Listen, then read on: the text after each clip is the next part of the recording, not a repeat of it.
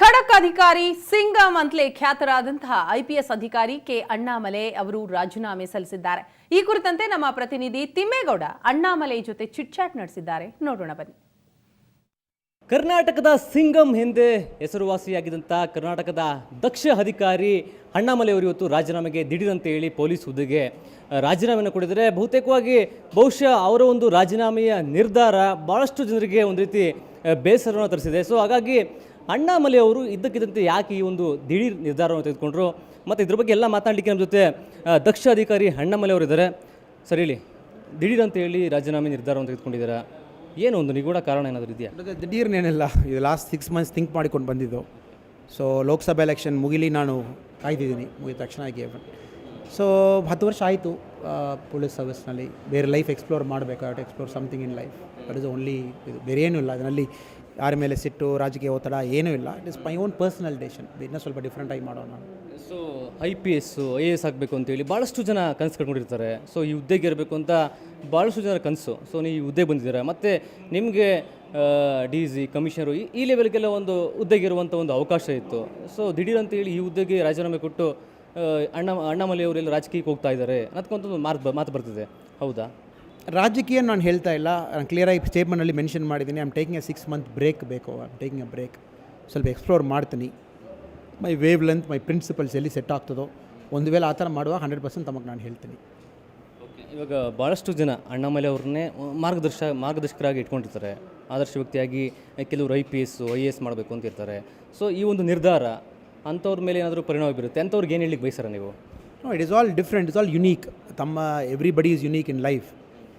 ನನ್ನ ಬ್ಯಾಚ್ಮೇಟ್ಸ್ ಇದ್ದಾರೆ, they are doing wonderfully well. Lot of IPS officers are doing wonderfully well. Full 60 years ಅವ್ರು ಕೆಲಸ ಮಾಡ್ತಾರೆ.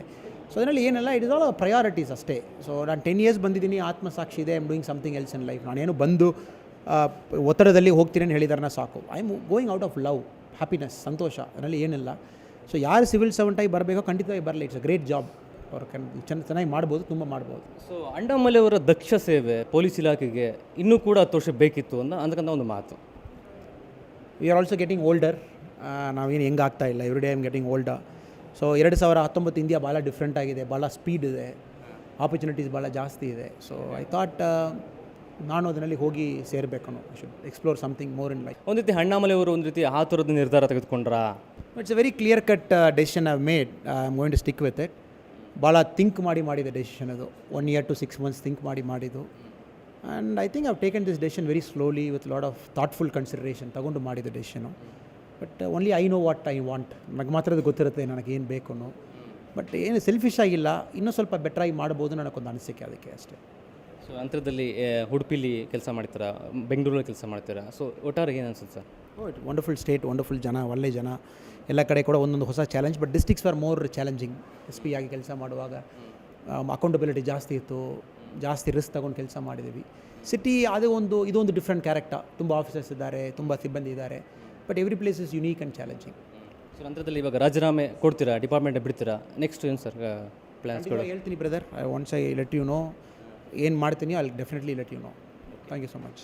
So ಇದಿಷ್ಟು ಖಡಕ್ ದಕ್ಷ ಅಧಿಕಾರಿ ಅಣ್ಣಾಮಲೈ ಅವರ ಮಾತು. ಅಂತಂದರೆ ಸದ್ಯಕ್ಕೆ ನಾನು ಡಿಪಾರ್ಟ್ಮೆಂಟ್ಗೆ ರಾಜೀನಾಮೆಯನ್ನು ಕೊಡ್ತಾ ಇದ್ದೀನಿ. ಸೊ ಹಾಗಾಗಿ ಇದು ಒಂದು ಸಡನ್ ನಿರ್ಧಾರ ಅಂತೂ ಅಲ್ವೇ ಇಲ್ಲ. ಯಾಕೆಂದರೆ ಕಳೆದ 6 ತಿಂಗಳಿಂದ ಈ ಒಂದು ನಿರ್ಧಾರವನ್ನು ಮಾಡಿ ನಂತರದಲ್ಲಿ ರಾಜೀನಾಮೆಯ ನಿರ್ಧಾರವನ್ನು ಪ್ರಕಟ ಮಾಡ್ತೀನಿ. ಸೊ ಹಾಗಾಗಿ ಮುಂದಿನ ದಿನಗಳಲ್ಲಿ ಕೆಲವೊಂದು ಪ್ಲ್ಯಾನ್ ಇದೆ. ಸೊ ಹಾಗಾಗಿ ಮುಂದಿನ ದಿನಗಳಲ್ಲಿ ನಿಮ್ಮ ಬಳಿ ಹೇಳ್ಕೊತೀನಿ ಅನ್ನೋದೊಂದು ಮಾತನ್ನು ಖಡಕ್ ದಕ್ಷ ಅಧಿಕಾರಿ ಅಣ್ಣಾಮಲೈ ಹೇಳ್ತಿದ್ದಾರೆ. ಕ್ಯಾಮರಾ ಪರ್ಸನ್ ರವಿ ಜೊತೆ ತಿಮ್ಮೇಗೌಡ, ಸುವರ್ಣ ನ್ಯೂಸ್, ಬೆಂಗಳೂರು.